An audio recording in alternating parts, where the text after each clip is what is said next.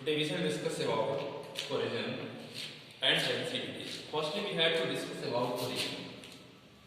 Corrosion देखिए क्या है? Destruction of material. Destruction of material. Material. कोई भी सबस्टेंस है, उसका डिस्ट्रक्शन से मतलब है. अब डिस्ट्रक्शन की बात आएगी कहाँ से आती है डिस्ट्रक्शन की बात? जैसे मान लो कोई रिफाइंड मेटल हम ले लें, रिफाइंड मेटल जो प्योर मेटल है, ये मेटल का पीस हो गया, रिफाइंड मेटल का हमने ये पीस ले लिया. रिफाइंड मेटल आप पहले से जानते हो कि मेटल काफी रिएक्टिव होता है, यानी कुछ मेटल ऐसे होते हैं जो काफी रिएक्टिव होते हैं. जैसे ही उनके एटम का कांटेक्ट एयर से होगा, वे बना लेंगे ऑक्साइड का फॉर्मेशन कर लेंगे, सल्फाइड का फॉर्मेशन कर देंगे, हाइड्रोक्साइड का फॉर्मेशन कर देंगे. तो जैसे ही मान लो कि ये मेटल का शीट है, ये एयर के कांटेक्ट में आया, तो इसके ऊपर के जो एटम्स होंगे वो एटम्स अपने करस्पॉन्डिंग ऑक्साइड का, सल्फाइड का या हाइड्रोक्साइड का फॉर्मेशन कर देंगे और बना करके ये यहाँ लेयर वाइज क्या करने लगेंगे, यहाँ से छोड़ना शुरू करेंगे. और जब जैसे यहाँ से इसको मेटल के सरफेस से धीरे धीरे क्या होगा, उनकी बॉन्डिंग कमजोर हो जाएगी. जैसे मेटल के एटम, मेटल के जो एटम है, इनके बीच अट्रैक्शन का फोर्स ज्यादा लग रहा है. स्ट्रांग इलेक्ट्रोस्टैटिक अट्रैक्शन फोर्स काम कर रहा है. स्ट्रांग इलेक्ट्रोस्टैटिक अट्रैक्शन फोर्स काम करता है. स्टैटिक अट्रैक्शन फोर्स काम करता है, जिसको हम मेटालिक बॉन्ड बोलते हैं. अट्रैक्शन फोर्स काम करता है, जिसे हम मेटालिक बॉन्ड कहते हैं.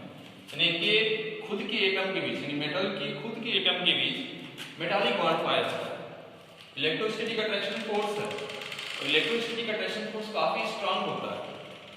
इस कारण मेटल काफी टाइटली एक दूसरे से हेड होते हैं.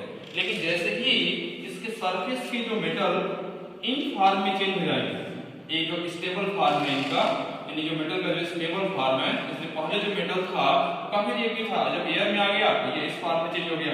अब यह एयर में रिएक्ट होकर के दूसरा कोई कंपाउंड नहीं बनाएगा, तो ये स्टेबल फॉर्म है. तो यहाँ इस मेटल के जो लेयर पर की जो एटम है, वो जैसे ही इसमें चेंज हो जाएंगे, फिर उन एटम का अंदर के एटम से अट्रैक्शन का फोर्स कम हो जाएगा. और अंदर के एटम से जब अट्रैक्शन का फोर्स कम हो जाएगा, तो वो क्या करेंगे, सरफेस को छोड़ने का प्रयास करेंगे, और धीरे धीरे क्या करेंगे, छोड़ने, डिस्ट्रक्ट होने लगेंगे. यानी मटेरियल का क्या होने लगेगा, डिस्ट्रक्शन हो जाएगा, होने लगेगा. और इसी को हम क्या बोलते हैं, कोरोजन बोलते हैं. बात समझ आ गई? क्लियर? इसी को हम क्या बोलते हैं, कोलिजन बोलते हैं. और डिस्ट्रक्शन के कारण भी आप समझ गए. इसे मान लो कि सिंपल सी बात, हमने एक मेटल का एग्जांपल लेकर के भी आपको दिखाया कि यहाँ पर अगर मेटल है, तो मेटल के खुद के एटम के बीच अट्रैक्शन का फोर्स ज्यादा होगा, क्योंकि जो अट्रैक्शन का फोर्स लग रहा है वो कौन सा अट्रैक्शन का फोर्स है, इलेक्ट्रोस्टैटिक अट्रैक्शन फोर्स, जिसको हम क्या बोलते हैं, मेटालिक बॉन्ड बोलते हैं. मेटालिक बॉन्ड बोलते हैं. लेकिन अब जो मेटल के एटम सरफेस पर है, मान लीजिए ये मेटल है और इसके कुछ एटम यहाँ सरफेस पर है, तो जो सरफेस पर है वो काफी रिएक्टिव है, अंदर की भी रिएक्टिव है, लेकिन सरफेस वाला ही जो है किसके कांटेक्ट में आ रहा है, एयर के कांटेक्ट में आ रहा है, मॉइस्चर के कांटेक्ट में आ रहा है. तो जैसे ही एयर और मॉइस्चर के कांटेक्ट में आएगा, तो एयर में प्रेजेंट जो ऑक्साइड, सल्फर या हाइड्रोक्साइड की जो कंटेंट होंगे, उनके साथ जैसे ही मेटल एटम कंबाइन करेगा, अपने करस्पॉन्डिंग ऑक्साइड, सल्फाइड और हाइड्रोक्साइड में कन्वर्ट हो जाएगा. और जब इसके रूप में कन्वर्ट हो गया, तो वो उस मेटल का ये कौन सा रूप हो गया, उसका स्टेबल फॉर्म. और जब ये इस फॉर्म में चेंज हो गए, तो इनका जो अट्रैक्शन का फोर्स होगा, यानी इसके ऑक्साइड, सल्फाइड या हाइड्रोक्साइड का जो अट्रैक्शन का फोर्स होगा, वो अंदर के पार्टिकल से, यानी कि जो मेटल के जो एटम्स हैं, उससे क्या हो जाएगा, कम हो जाएगा. क्योंकि वहां इलेक्ट्रोस्टैटिक अट्रैक्शन फोर्स तो लगेगा नहीं. तो इस कारण क्या होगा, इस कारण जो ऊपर के धीरे धीरे क्या होंगे, ऐसे ऐसे मान लो एक लेयर समाप्त हो गया, डिप्लीट कर गया, यहाँ से बाहर निकल गया, फिर दूसरा लेयर एयर कांटेक्ट में आया, वो जो है अपने करस्पॉन्डिंग ऑक्साइड, सल्फाइड या हाइड्रोक्साइड में चेंज हो गया, फिर वो डिप्लीट कर गया. ऐसे धीरे धीरे क्या होगा, डिस्ट्रक्शन ऑफ मटेरियल होता है, मटेरियल का डिस्ट्रक्शन होता है. इसी को हम क्या बोलते हैं, कोरोजन कहते हैं. Okay, clear? इसको हम कोरोजन कहेंगे. नोट्स में आप नोट कर लीजिएगा. देखिए क्या है यहाँ पर, द स्लो बट स्पॉन्टेनियस डिटरेशन. जैसे ये जो कोरोजन का फिनोमेनन होता है, वो बहुत इंस्टेंटली नहीं होता है. जैसे मेटल को तुरंत एयर के कांटेक्ट में आता है और ऐसा नहीं वहां जंग लग गया, ऐसा तो है नहीं. वहां क्या होता है, स्लो स्पॉन्टेनियस, स्पॉन्टेनियस का मतलब है स्वतः होता है, उसके लिए बाहर से किसी फोर्स या बाहर से हिट करने की जरूरत नहीं होती है। इन्वायरमेंट के जैसे कांटेक्ट में आएगा वो मेटल क्या होगा, कोरिजन के फिनोमेनन को शो करेगा, यानी उसमें कोरिजन का अगर वो काफी रिएक्टिव है। Spontaneous declaration of metal due to their interactions with certain environment is called corrosion. अब देखिए यहां पर जैसे हम कहें आयरन को हम ले लेते हैं, तो आयरन का जब कोलिजन होता है तो रस्ट बनता है। आयरन का जब कोलिजन होता है तो ये बनेगा, कोलिजन के बाद से रस्ट बनेगा। कोलिजन के बाद से ये रस्ट बनेगा और इस फिनोमेनन को हम बोलते हैं रस्टिंग। इसको यानी कि आयरन के कोलिजन के फिनोमेनन को हम बोलते हैं रस्टिंग। और रस्ट का फार्मूला है Fe3O4 Fe3O4XH2O Fe3O4XH2O।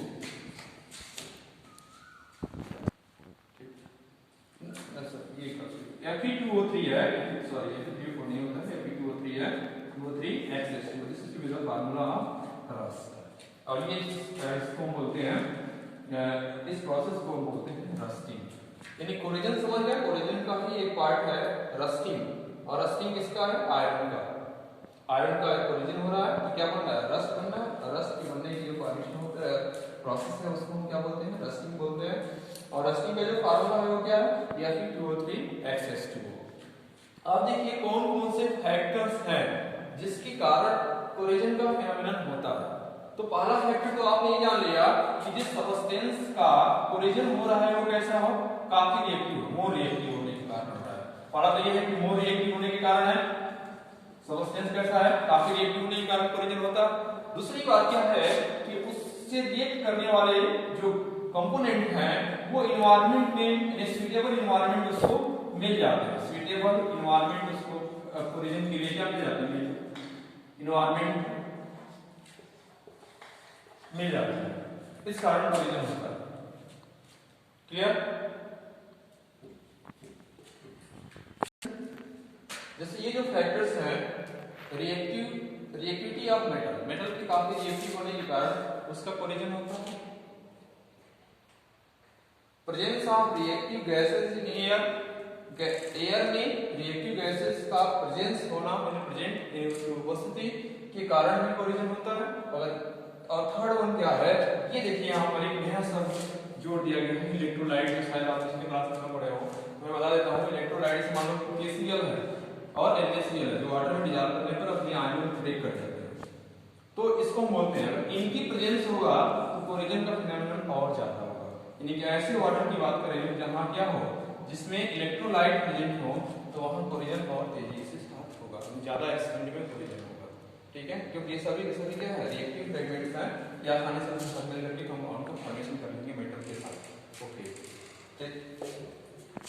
फ्रेंड्स, जैसे हमने कहा कि कोलिजन को कैसे हम रोकेंगे, तो कोलिजन को होने का कारण क्या है, इससे पहले हम बता दें कोलिजन होने का कारण ये है कि काफी रिएक्टिव है, और जो एयर एनवायरनमेंट में जो गैसें इनके साथ जो गैसें मिल जाती हैं इनके लिए, जो इनसे काफी आसानी से रिएक्ट कर जाती है, जिसके कारण कोलिजन होता है। तो अगर हम यहीं पर कोई ये बैरियर बना दें, कि कोई बैरियर लगा दें जिसके कारण ये मेटल के एटम इन जो रिएक्टिव गैसेज एनवायरनमेंट में है उनके कांटेक्ट में न जाए, तो कोलिजन होगा नहीं होगा, कोलिजन नहीं होगा। तो अब कैसे उसको रोकेंगे, वही हम कर रहे हैं, प्रिवेंशन फ्रॉम कोलिजन फर्स्ट है by coating the metal surface with paint. Prevention from corrosion by coating the metal surface with paint, यानी कि हम क्या करें, यहाँ पर पेंट लगा दें, पेंट लगा दें मेटल की सरफेस पर अपना पेंट कर दें। जैसे आप लोग देखे हो, कुछ लोग अपने साइकिल में या बाइक के जो व्हील्स है, रिंग है उसका, रिंग उसमें क्या करते हैं, पेंट लगा देते हैं। पेंट लगाते क्यों, पेंट लगाएंगे तो उनकी जो व्हील का जो रिंग है उसकी जो लाइफ बढ़ जाएगी, वो जल्दी डिस्ट्रक्ट नहीं होगा। यानी जैसे ही पेंट कर देंगे तो मेटल जो है एयर के कांटेक्ट में जाएगा और रस्टिंग नहीं होगा। वैसे ही देखिए होगा बाय ग्रीस या coating with the metal surface by air, iron or grease, iron or grease, iron लगाने या grease लगाने, तो फिर क्या होगा, तभी जो है प्रिवेंट हो जाएगा, यानी कि बैरियर बन जाएगा बीच में किसके, मेटल के और इन्वायरमेंट के बीच एक बैरियर बन जाएगा, जिसके कारण जो कोरोजन का फिनोमेनन है वो नहीं होगा और जो सबस्टेंस है उसका डिस्ट्रक्शन कम होगा, ठीक है, और उसकी स्टेबिलिटी ज्यादा दिन तक बनी रहेगी।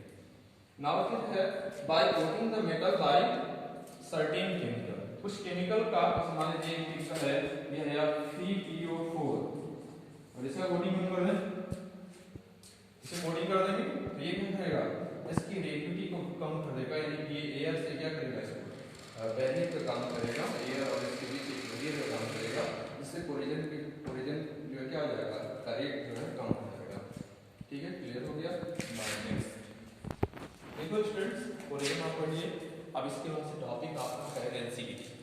रेंसिडिटी क्या है, जैसे मान लो जो कुछ सबस्टेंस कुछ ऐसे होते हैं जो आयल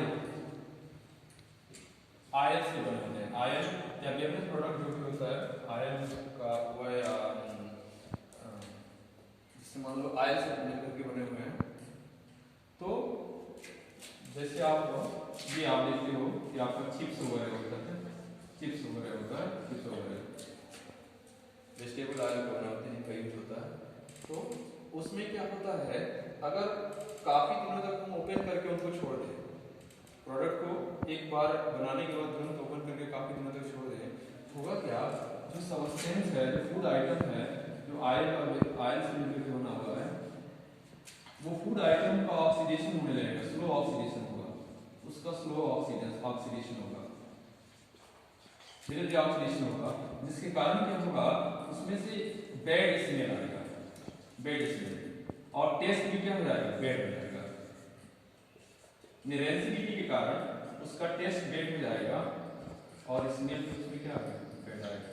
और यानी कि इसी प्रोसेस को, यानी फूड का स्लो ऑक्सीडेशन, जिसके कारण फूड आइटम का जो टेस्ट हो जाता है वो बैड टेस्ट हो जाता है, स्मेल उससे आने लगते हैं, जिसको हम क्या बोलते हैं, रेंसिडिटी करते हैं, इसको क्या बोलते हैं हम, रेंसिडिटी करते हैं। अब देखो आप डब्बा खरीदते हो चिप्स का, इतना बड़ा डब्बा रहता है, मार्केट से चिप्स खरीदते हो और चिप्स उसमें थोड़ा सा रहता है, तो बाकी बड़ा डब्बा क्यों बनाने की क्या आवश्यकता था, उसका छोटा सा बना करके दे दिया होता कंपनी वाले ने, ऐसा नहीं किया, क्यों नहीं किया, क्योंकि वो उसमें कुछ ऐसे कंटेंट और भर देता है जिससे उसका ऑक्सीडेशन ना हो, ऑक्सीडेशन हो जाए। चिप्स वाले डब्बे में क्या है, उसमें नाइट्रोजन भर देगा, और नाइट्रोजन समवॉट क्या होता है, इनर्ट होता है, काफी क्या होता है, स्टेबल होता है, और जब ये इसके चारों तरफ से डब्बे पैकेट में नाइट्रोजन भरा रहता है, जिसके कारण उसका कोई उसमें कोई मॉइस्चर नहीं जा पाता है, यानी कोई ऑक्सीडाइजिंग एक्टिविटी, ऑक्सीडाइजिंग कैटलिस्ट उसमें नहीं जा पाता है, जिससे ऑक्सीडेशन हो सके। पूरा ये डब्बा पूरा खुला रहता है, यानी उसमें क्या भर देता है, नाइट्रोजन भर दिया जाता है, और नाइट्रोजन से क्यों नहीं रिएक्ट करता है, क्योंकि नाइट्रोजन क्या है, काफी रिएक्टिव नहीं है, ये काफी स्टेबल है, इस कारण इसके और जब इस मान लो कि फूड आइटम्स में रखा गया है, चिप्स रखा गया है, क्योंकि ज्यादा तो नाइट्रोजन कवर कर लिया, तो नाइट्रोजन कवर कर लेगा तो अंदर कोई और भी मॉइस्चर या कोई गैस तो जा नहीं पाएगी, जब नहीं जाएगी तो क्या होगा, उसमें उसके जो फूड आइटम है वो काफी दिनों तक जो है सेफ रहेगा, उसमें कोई स्मेल नहीं आएगा, ना ही कोई इसमें बैड टेस्ट आएगा। इसी कारण इसमें क्या पढ़ते हैं, नाइट्रोजन गैस पढ़ते हैं। ध्यान से देखिए यहाँ पर, ये जो बैड स्मेल और बैड टेस्ट ये किसके कारण आ रहा है, स्लो ऑक्सीडेशन के कारण आ रहा है। अगर हम मान लीजिए कोई फूड आइटम चिप्स बना, मान लो ये मास्टर चिप्स बना दिया, कंपनी वाले ने बना दिया और पूरा डब्बा में इसको बढ़िया पैक करके और आपको दे दिया कि चलो भाई तुरंत सर्व कर दो, तो तुरंत तो आप सर्व करोगे तो टेस्ट आएगा, बढ़िया टेस्ट रहेगा, क्योंकि ऑक्सीडेशन हुआ नहीं रहेगा उसका। लेकिन काफी लॉन्ग टाइम तक अगर वही खुला आइटम में आपको कह दे कि 1 महीने के बाद से भाई आओगे खा लो चिप्स आया रखे हैं, तो खाओगे नहीं खाओगे, क्योंकि उस समय क्या हो गया होगा, उसमें टेस्ट उसके खराब हो गया रहेगा, उसमें से गंदी स्मेल आने लगेगी, ठीक है ना। तो ये गंदी स्मेल या जो टेस्ट खराब होने का जो कारण है वो कौन सा कारण है, उसका रेंसिडिटी है। रेंसिडिटी के कारण जो आयल वाला जो बेवरेज प्रोडक्ट होता है वो क्या होता है, धीरे धीरे उसका स्लो ऑक्सीडेशन होने लगता है, यानी रेंसिडिटी के प्रोसेस में स्लो उसका ऑक्सीडेशन होता है। आयल वाला जो बेवरेज प्रोडक्ट है उसका स्लो ऑक्सीडेशन होता है और उसमें टेस्ट उसका खराब हो जाता है और उसका स्मेल भी खराब हो जाता है, ठीक है। इस पूरी प्रोसेस को हम क्या बोलते हैं, रेंसिडिटी। Thank you. नेक्स्ट